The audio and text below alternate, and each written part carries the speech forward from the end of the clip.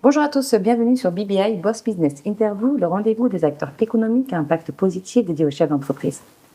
Aujourd'hui, j'ai le plaisir de recevoir Madame Penda Bao, qui est la fondatrice du groupe scolaire Les Canailloux, une école citoyenne qui accompagne les enfants de la crèche jusqu'à l'élémentaire en alliant excellence académique, innovation pédagogique et valeurs citoyennes. Bonjour Madame Bao. Bonjour Emma, comment allez-vous? Ça va très bien, merci beaucoup d'avoir accepté notre invitation sur ce plateau. Merci de m'avoir invitée, je suis ravie de partager cet instant avec vous. Avec grand plaisir. Donc aujourd'hui, Les Canailloux, c'est une référence dans le domaine éducatif ici au Sénégal. Est-ce qu'on peut revenir rapidement sur cette école-là? Qu'est-ce que vous proposez concrètement? En fait, tout a commencé en 2011. Donc c'est en 2011 que je suis rentrée au Sénégal avec mes deux petites filles qui étaient âgées de 18 mois et 6 mois à l'époque. Et quand je rentrais, j'avais aucune ambition de créer une école ou quoi que ce soit. C'est juste que j'avais du mal à trouver une école qui corresponde à mes attentes, qui réponde à mes valeurs. Et du jour au lendemain, j'ai décidé de créer mon école. Une école où mes filles seront épanouies, une école où d'autres enfants aussi vont pouvoir s'épanouir. Donc, je dirais même pas que c'était une école. À l'époque, c'était une crèche, parce que comme je disais, ils avaient 18 mois et 6 mois. Donc, c'était une crèche. 2 ans plus tard, on a créé la maternelle. Donc, on prenait les enfants de 3 à 5 ans. Une fois qu'ils ont eu 5 ans, on a créé l'élémentaire. Et maintenant, on prend de 6 à 12 ans. De ce fait, maintenant, au Canailloux, les enfants arrivent, ils ont la plupart du temps 3 mois. Et ils restent là-bas jusqu'à l'entrée en 6e, donc de 3 à 12 ans.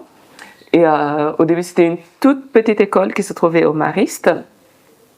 3 ans après, on a ouvert au Mamel, à la cité Mbakufei. 3 ans plus tard aussi, on a ouvert à Wakam, vers le terminus du P7. Il y a 5 ans, je crois, j'ai ouvert le site qui est aux Almadies. Et tout récemment, l'année dernière, j'ai ouvert les Canailloux Cité Keur Gorgui. Donc, on est implanté dans 5 quartiers de Dakar. Et les enfants viennent de partout. Parce que, comme je ne sais pas si vous avez remarqué, il y a des bus des Canailloux qui circulent un peu partout. Donc, ils viennent de tous les quartiers, de tous les horizons. Et ça se passe bien pour l'instant. Donc, ça fait 15 ans que ça existe. Et tout a commencé par un don du maire de Courbevoie, Jacques Kosowski, qui est notre maire depuis presque plus d'une vingtaine d'années, je pense, je ne me rappelle plus. Mais c'est lui qui m'a aidé à mettre la structure des Canailloux. Et maintenant, vous voyez le résultat que ça donne. Une très belle histoire qui a commencé en 2011. Oui, tout à fait. Est-ce que vous pensiez qu'elle allait perdurer autant de temps avec tant d'ouverture ici au Sénégal? Non, pas du tout. Franchement, quand j'ai commencé, je ne me suis jamais vue ou projetée comme chef d'entreprise. Moi, quand je le créais, j'essayais juste de créer un bon environnement pour mes enfants. Et j'ai fait des études en économie, en banque, finance. Je ne me suis jamais projetée dans l'enseignement, mais sauf que mon destin m'y a amenée. Et quand je l'ai découvert, j'ai vraiment trouvé ma place et j'ai senti que j'étais faite pour ça, pour enseigner, pour partager et surtout pour couver. Votre pédagogie allie les programmes sénégalais et français. Concrètement, qu'est-ce que ça apporte aux étudiants, cette double éducation? En fait, ce que j'ai l'habitude de dire, les mathématiques sont universelles. Les mathématiques en France, au Sénégal, à Singapour, c'est la même chose. Donc j'essaie de regarder, je suis très curieuse. Et dans mon passé, vu que j'ai un DIA, je crois que j'aime faire de la recherche. Je ne vais pas me contenter du programme sénégalais, je lis le programme sénégalais, je lis le programme français, des fois je lis même le programme norvégien. Et je regarde en fait les similitudes, et je regarde les différences. Il y a des choses, c'est pareil partout, mais il y a des petites choses que je prends surtout de la pédagogie Montessori parce qu'en fait, j'étais repartie me former 2 ans sur la pédagogie Montessori. C'est ce qu'on appelle les pédagogies alternatives, les pédagogies actives. Et ça permet de structurer le cerveau de l'enfant parce que des fois, on fait beaucoup de choses sans savoir l'utilité. Mais avec la pédagogie Montessori, par exemple, on fait beaucoup de sensoriel, beaucoup de vie pratique. Et là, on sent la différence sur la capacité de concentration. D'accord. Donc, les études, en fait, c'est la concentration. Plus l'enfant s'habitue à se concentrer dès le bas âge, meilleurs seront les résultats dans le futur. D'accord. Aujourd'hui, quels sont les défis majeurs auxquels vous êtes confrontés dans le système éducatif au Sénégal? Les défis majeurs, donc notre rôle, c'est de nous conformer sur le programme établi par le ministère de l'Éducation nationale. Donc, on doit prendre ce programme comme socle, mais on se laisse peut-être une petite liberté d'aller puiser ailleurs afin de compléter. Le programme, il est très bien structuré, mais on peut toujours apporter notre petite touche personnelle, et c'est ça notre différence au Canaillou.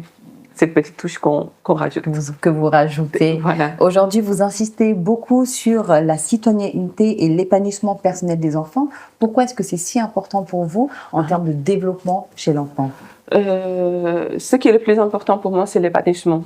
Donc, un enfant épanoui et un enfant qui apprend dans la joie de vivre, qui vient à l'école avec plaisir. Il y a des enfants, dès qu'on parle de l'école, on sent qu'il y a quelque chose qui ne va pas, qui pleurent, ils n'ont pas envie d'y aller.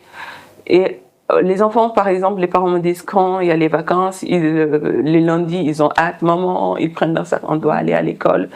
Et ça, je trouve que les enfants sont épanouis, sont bien accueillis, sont heureux dans mon établissement. Donc, le premier critère, c'est l'épanouissement personnel. Donc, on n'a pas le droit de les taper. Donc, ce qui paraît évident, mais des fois, ça peut arriver.